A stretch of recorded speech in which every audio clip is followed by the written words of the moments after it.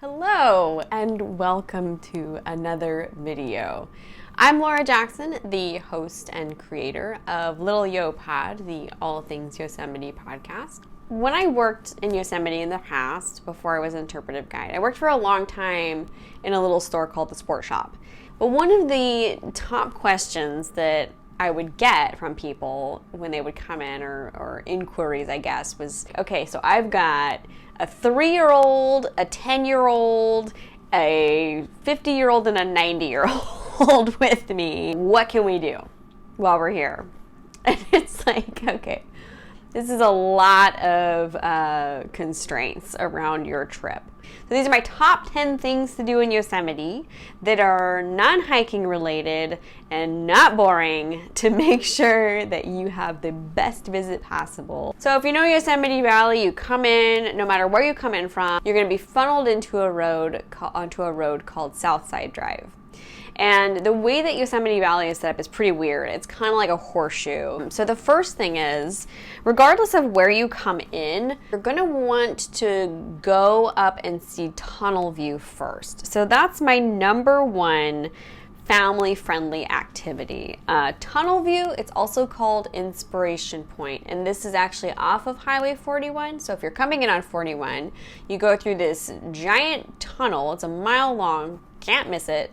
And then when you burst out of it, Yosemite Valley is just there in like all of its glory. And what's cool about this place is that this is like the first place that the first group of Western European people saw Yosemite Valley. And that was those were members of the Mariposa Battalion. They actually came in from the south, and they crested this hill, and that was the view that opened up before them. Coming in on Highway 41, you're going to go through it automatically. If you're coming in off of Highway 140 or 120, when you see the turnoff for Bridalveil Fall, you want to take that turnoff, right? And scoot on up to Tunnel View. It's not too far past that. I think it's maybe 3 miles up the road. It's going to be crowded, so if you're getting there early, that's going to be your best option, because tour buses do stop there too. It's not a big space. A great introduction to Yosemite Valley, and it's kind of going to make more sense when you see it from above as well. Okay, so you're coming back from Tunnel View, and I would normally say stop at Bridalveil Fall, but that is closed for right now during construction. So if that's open and that's an option and you're there early enough, swing on into Bridalveil Fall. It's maybe like a 1/4 mile walk. It's fairly flat. Even if you have to leave some people in the car, they're not going to be there for very long, and it's all shady. So you're coming down. Okay, so you go past. You come from Tunnel View, past Bridalveil Fall, you're on Southside Drive. This is a one-way, 2-lane road, and you'll see El Cap over on the left. Don't worry too much about that. We're going to circle back around from the other side to see that later. You come down, and you're getting toward Yosemite Village now. This is a few miles down the road, and on your right, there's going to be this little chapel that pops up. Now, if there is parking available, and you can either park on the shoulder on the left side of the road, or you can park in the chapel parking if it's not a Sunday and they're having church service. And check out the Yosemite Chapel. The Yosemite Chapel is a historic landmark, and it's the oldest still operating building in the park. Now it's designed after like New England style chapels, so it's got the A-frame roof. It's just such a splendid little building. To go inside is just kind of neat. It smells really old. And you can go inside. It's always unlocked and open. I mean, the Queen of England attended a church service there, so it's pretty significant. You know, it's been there, gosh, I want to say it was built in the 1870s. So continuing on, you're going to be heading toward Curry Village. And Curry Village is this really old camp that was established in Yosemite in 1899 by David and Jenny Curry. So you can stop in Curry Village if you want to walk around. That's kind of a nice activity. You see all those little tents. Those are not much different than the original lodging situation that was there. There are a couple stores there. There is a general store.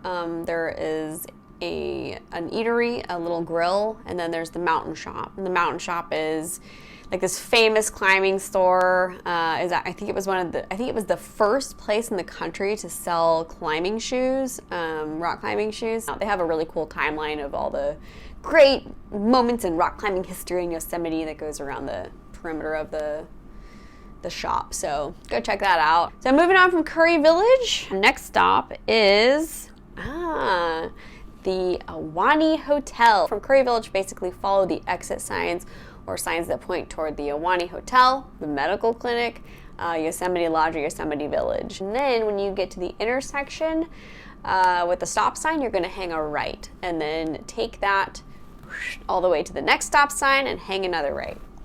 So now you're on Ahwahnee Drive, and you follow that all the way down to the Ahwahnee Hotel. And so now if you've listened to my podcast episodes on the Ahwahnee Hotel, you know why this place is so cool. I'm not going to dig too deep into it. It is a historic landmark. It was built in 1927.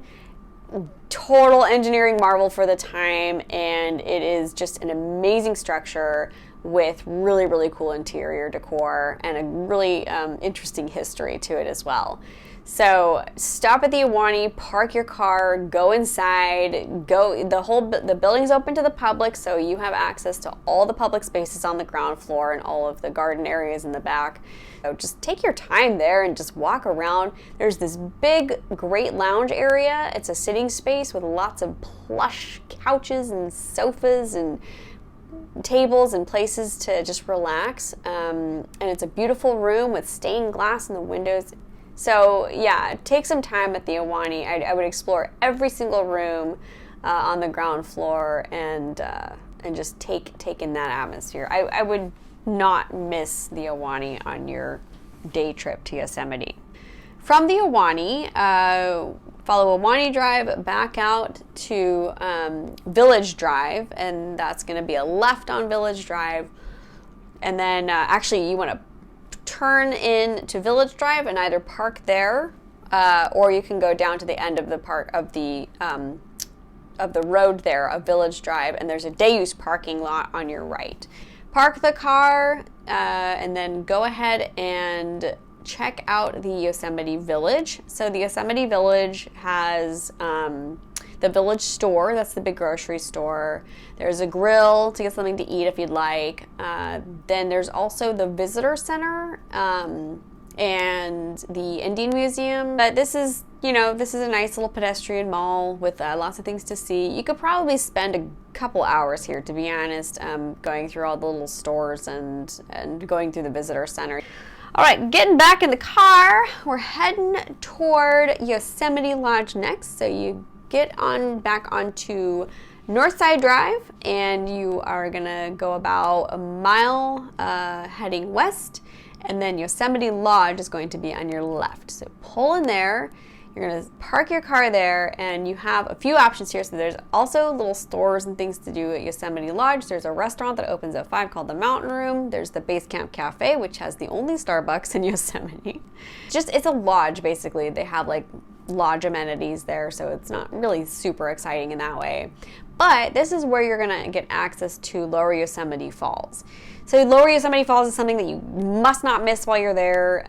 This is like seeing Half Dome. So this is going to be kind of tough maybe for those with limited mobility, but totally worth it. It's a pretty short walk if you park at Yosemite Lodge. You can see Yosemite Falls pretty easily from there. Basically, you're just heading straight for it.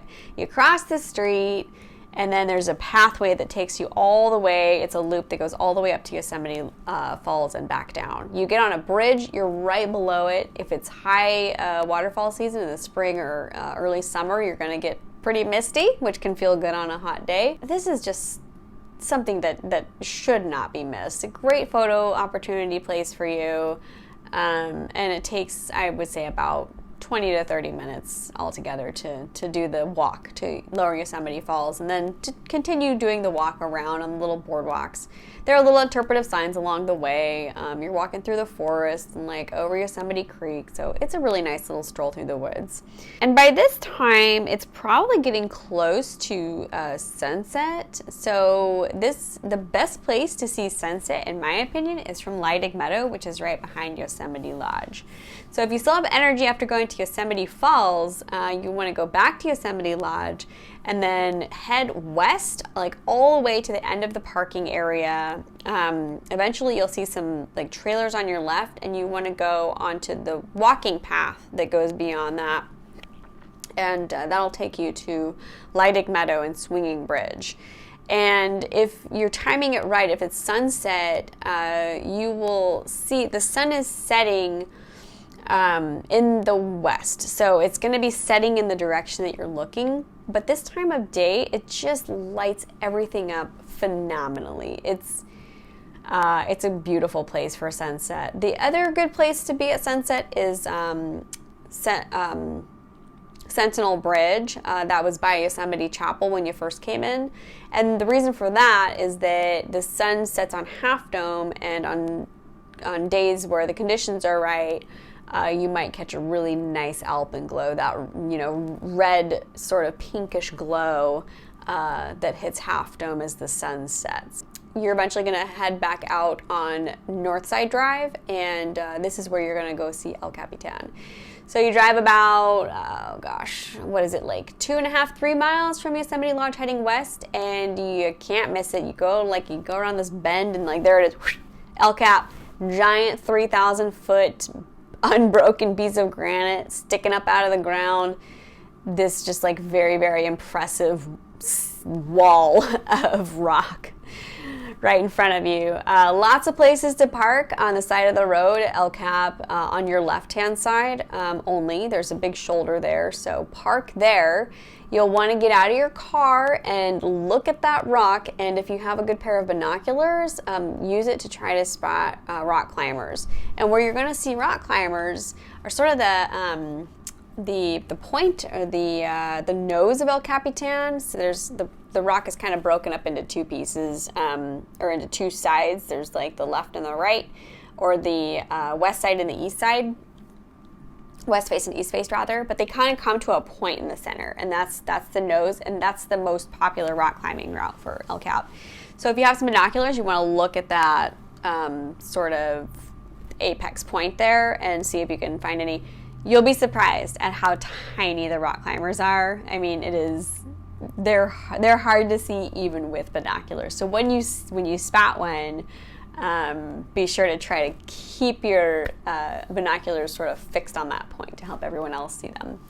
October and November are really the top seasons to see rock climbers on El Capitan. So yeah, if you're going out at night, then you get to see all their little headlamps, and they're much easier to spot with those on than during the daytime, when you have to look for the tiny little microscopic people on the side. Alright guys, so there you have it, my recommendations for things to do in Yosemite that are not boring and are mobility friendly and all age friendly as well. Don't forget to check out Little Yo Pod, the All Things Yosemite podcast. New episodes every first and third Wednesday of the month. And come back here every second and fourth Wednesday of the month for new videos. And if you want even more Little Yo Pod and even more of me, check out the Patreon page. I will put a link in the show notes, and consider joining that community. Thank you for watching, and I will see you in the next video.